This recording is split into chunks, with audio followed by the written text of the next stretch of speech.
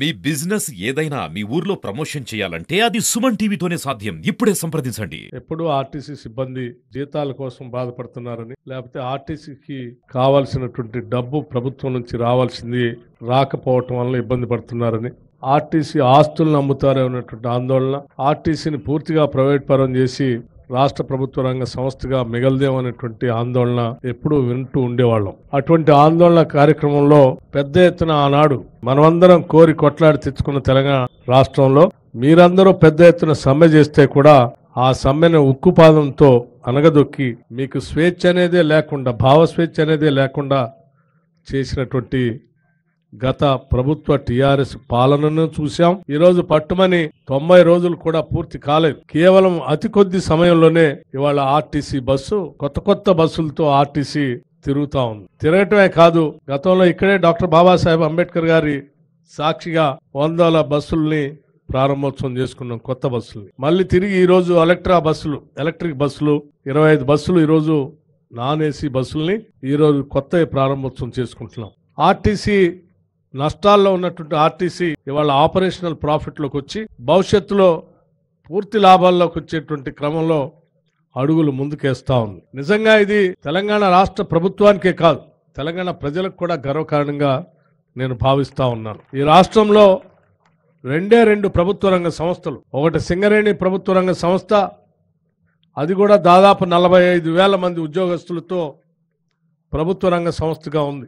RTC కూడా దాదాపు 44,000 మంది పైబడి ఉద్యోగస్తులతో ఒక ప్రభుత్వ రంగ సంస్థ పెద్ద ఎత్తున నడుస్తూ ఉంది అని అంటే, ఈ రెండు సంస్థల్ని కాపాడుకోవటం ఈ రాష్ట్ర ప్రభుత్వం యొక్క సంకల్పం, బాధ్యత.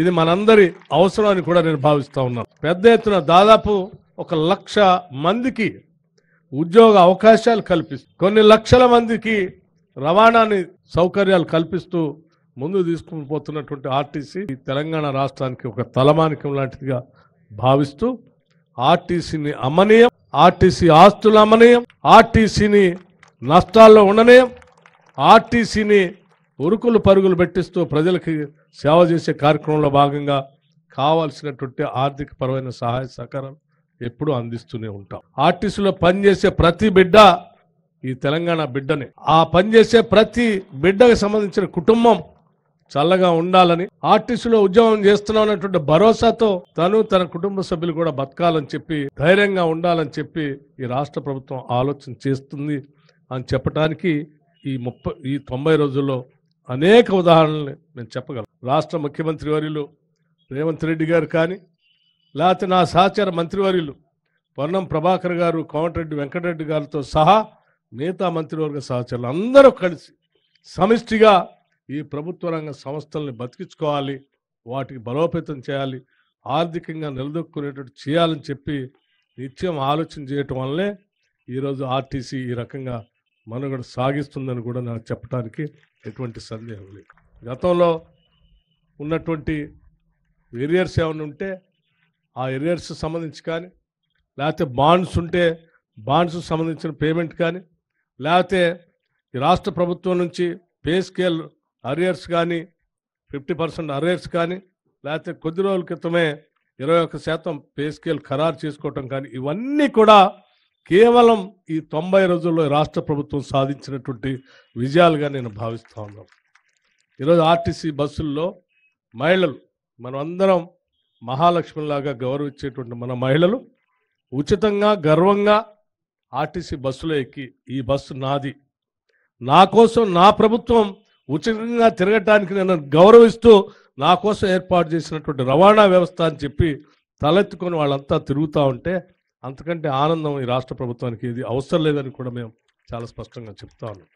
అలా తిరిగేటువంటి ప్రతి మహిళ సంబంధించిన రవాణాకు సంబంధించిన టికెట్ సంబంధించి గతంలో లాగా ప్రభుత్వాలు డబ్బులు చెల్లించకుండా మేము ప్రకటించాం, మీరు నడపండి అని చెప్పి వదిలేయట్లేదు. మేము ఎక్కే ప్రతి మహిళకు సంబంధించిన టికెట్కి సంబంధించి అనాపైసతో సహా లెక్కగట్టి ఆర్టీసీకి రాష్ట్ర ప్రభుత్వం డబ్బులు అనాపైసతో లెక్కగట్టి మీకు ఇస్తూ ఉన్నాం. అలా ఇవ్వబట్టే ఈరోజు ఆర్టీసీ బస్సులన్నీ నిండుగా వెళ్తూ ఉన్నాయి, ఫుల్ అవుతూ ఉన్నాయి, ఎక్కడ తిరిగినా కానీ కళకళలాడుతూ ఉన్నాయి.